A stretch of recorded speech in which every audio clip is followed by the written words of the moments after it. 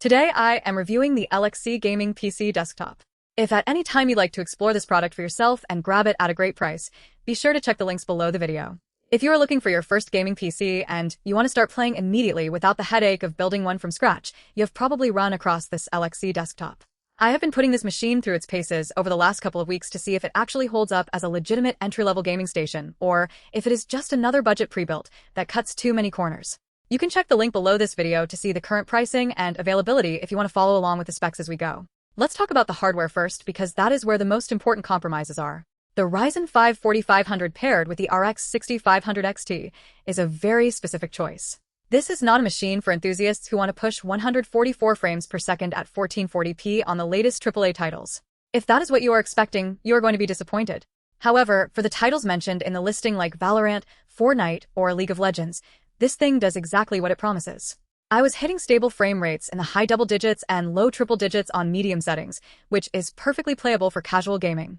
The real strength here is the responsiveness of the system for everyday tasks. With 16 gigabytes of RAM and that NVMe SSD, the boot times are snappy and switching between browser tabs or office applications feels effortless. I spent a full day working on this machine, keeping about 20 Chrome tabs open while running a video call in the background, and I honestly did not run into any noticeable lag. If you're a student or someone who needs a home office PC that can double as a gaming rig on the weekends, this hits that sweet spot of performance for the price.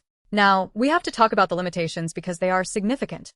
The RX 6500 XT is a budget card with 4 gigabytes of VRAM. This is the biggest bottleneck if you try to push the settings too high on graphically demanding games. You will see texture pop-in and frame drops if you try to run games at ultra settings.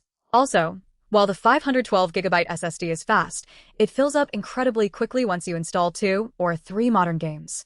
You are likely going to need to look into an external drive or an internal storage upgrade within the first few months of ownership. Again, you can find a link below if you want to see if there are bundles that include extra storage or if you need to budget for an upgrade yourself. Build quality is what you would expect at this price point. It is not a premium, custom liquid-cooled chassis, but it is functional and the cooling is adequate for the components inside.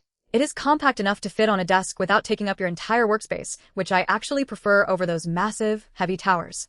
The Wi-Fi 6 connectivity is a nice inclusion, and I found the signal strength to be very stable even when the router was in another room, which is a major plus for anyone living in a dorm or an apartment where running an Ethernet cable is not an option.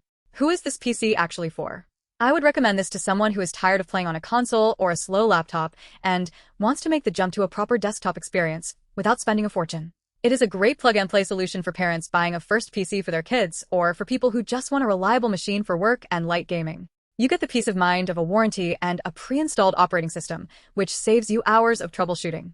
Who should avoid this? If you are an aspiring content creator who wants to edit high-resolution video or a hardcore gamer who demands top-tier performance on the latest titles, this is not the machine for you. You would be better off saving up for a build with a more powerful graphics card and a higher VRAM capacity. Also, if you're the type of person who loves to upgrade their components every 6 months, the proprietary nature of some pre-built parts might frustrate you. Ultimately, I think the value proposition here is decent. You are paying for the convenience of having everything tested and ready to go right out of the box. I didn't have to fiddle with drivers or BIOS settings to get things running, which is a big relief compared to some of the other budget builds I have tested in the past. It is an honest entry-level machine.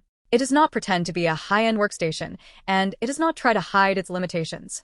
If your expectations are managed and you are looking for reliable, no-fuss setup, this LXZ desktop is a solid contender in the budget space. Take a look at the link below if you want to see the full list of ports and the exact dimensions to make sure it fits your setup.